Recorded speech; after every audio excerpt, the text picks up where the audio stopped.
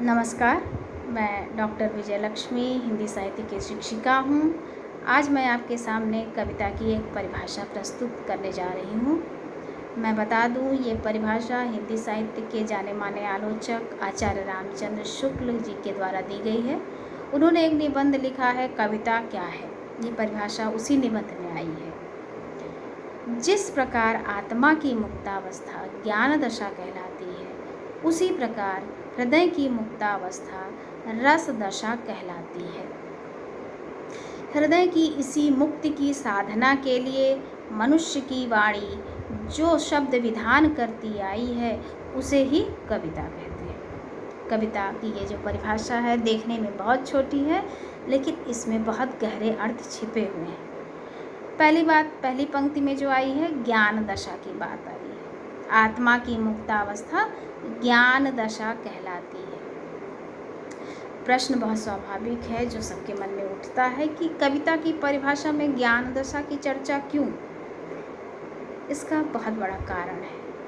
कारण यह कि आधुनिक काल के पहले रीतिकाल में कविता मात्र दरबारों के लिए हो गई थी। कविता का बस इतना ही लक्ष्य था कि वो राजा को प्रसन्न कर सके। कविता लोक जीवन से दूर होती जा रही थी। तो एक बड़े आलोचक की ये जिम्मेदारी है कि जो कविता के गंभीरता में, कविता के गांधीर्य में जो ह्रास हुआ है, उसको वो दूर करे अपनी परिभाषाओं के द्वारा, अपने काव्य प्रतिमानों के द्वारा। तो शुक्ल जी में हमें ये प्रयास इस परिभाषा के द्वारा दिखाई पड़ता है। इसीलिए शुक्ल जी सबसे पहले ज्ञान दशा को बताते हैं और दूसरी ही पंक्ति में रस दशा की चर्चा करते हैं। ज्ञान दशा और रस दशा को बिल्कुल समकक्ष मानते हैं। यानी रस दशा क्या, जो कविता से प्राप्त होती है, जो कविता का पाठक प्राप्त करता है, वो रस दशा ज्ञान दशा से कमतर बिल्कुल नहीं है। तभी तो वो कहते हैं, जिस प्रकार आत्मा की मुक्तावस्था ज्ञान दशा कहलाती है, उसी प्रकार हृदय की मुक्तावस्था रस दशा कहलाती है।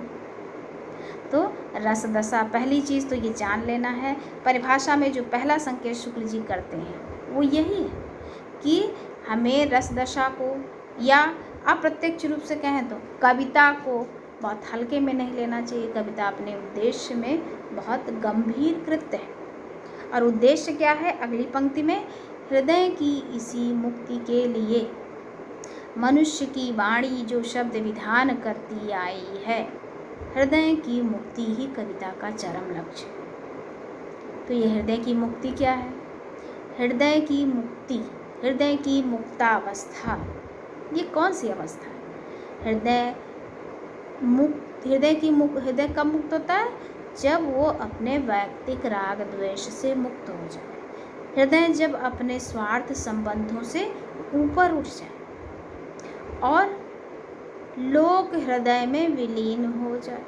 अर्थात जब तक व्यक्ति अपनी पृथक सत्ता को बनाए रखता है, वो इस अस्तित्व से, इस जगत से अपने को अलग समझता है, तब तक वो बद्ध हृदय वाला व्यक्ति है। लेकिन जब वो इस रहस्य को समझ जाता है कि जैसे हम हैं वैसे ही सब हैं, एक अदृश्य तार है, एक अदृश्य सत्ता है जो हम सब को जोड़े हुए है, तो वो मुक्त हृदय हो जाता है। वो अपनी पृथक सत्ता को लोक सत्ता में विलीन कर देता है। इस प्रकार वो हृदय की मुक्तावस्था को प्राप्त कर लेता है। और हृदय की मुक्तावस्था ही रस दशा है। इसी रस दशा की प्राप्ति हमें कविता के द्वारा होती है। कविता के द्वारा कैसे होती है? कविता अपने शब्द विधान में इतनी विशेष है कि वो सीधे हमारे हृदय को स्पर्श करती है और हमारे वैयक्तिक राग द्वेष को नष्ट कर देती है। कविता के शब्द विधान में क्या बात होती है ऐसी?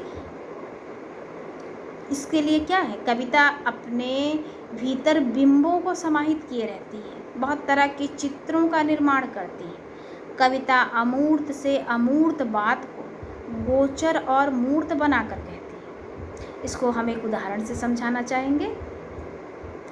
दर्शन शास्त्र में एक बात कही जाती है, बहुत सीधी सी बात और बहुत ही सीधे तरीके से, उसमें कोई सरसता नहीं है, बहुत वैसे ही कह दी जाती है कि माया में पड़ा हुआ जीव निरंतर सुख की प्रत्याशा में कितने कष्ट उठाता रहता है।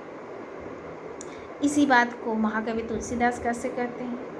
तुलनात्मक दृष्टि से देखना है कि जो बात दर्शन में इतने नीरस तरीके से कह दी गई, उसको एक कवि अपनी कल्पना शक्ति से, अपने शब्द विशान कौशल से किस तरह से सरस बनाता है। और ये बात, यही बात एक ही है, भाव एक ही है, लेकिन जब वो कवि के मुख से कही जाती है तो हमें ज़्यादा प्रभावित करती है।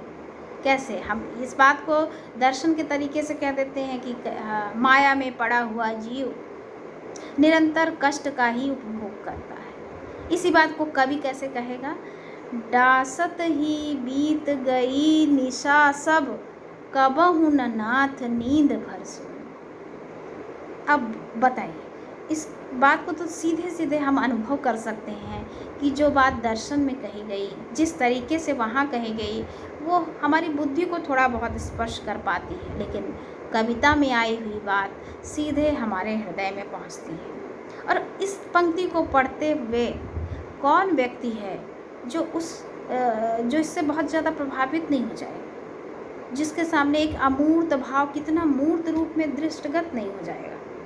क्योंकि हम रोज़ सोते हैं, रोज़ अपना बिस्तर बिछाते हैं। इसी हमारे सोने और बिस्तर बिछाने के व्यापार को एक कवि अपनी कल्पना के द्वारा किस तरह से प्रयोग कर लेता है। इसी हमारे सोने को और बिस्तर बिछाने को वो अपनी कविता में किस तरह से भाव को मूर्त करने में प्रयोग कर रहा है। क्या कहता है कि बिस्तर बिछाते बिछाते ही सारी रात्रि बीत जाती है, कि अब सोएं, ऐसा कर लें, योजना बनाते बनाते ही सारी ज़िंदगी बीत जाती है, जीवन बीत जाता है, और अंत में बस इतना ही आता है, कबहु न नाथ नींद भर सुन। तो इस पंक्ति को सुनते ही हमारे मर्म का उद्घाटन हो जाता है, हम सभी बहुत ही स्पंदित हो जाते हैं। इस प्रकार कविता अपने शब्द विधान से, कविता अपने इस गंभीर कृत्य के द्वारा हमारे हृदय को मुक्ता अवस्था तक पहुंचा देती है।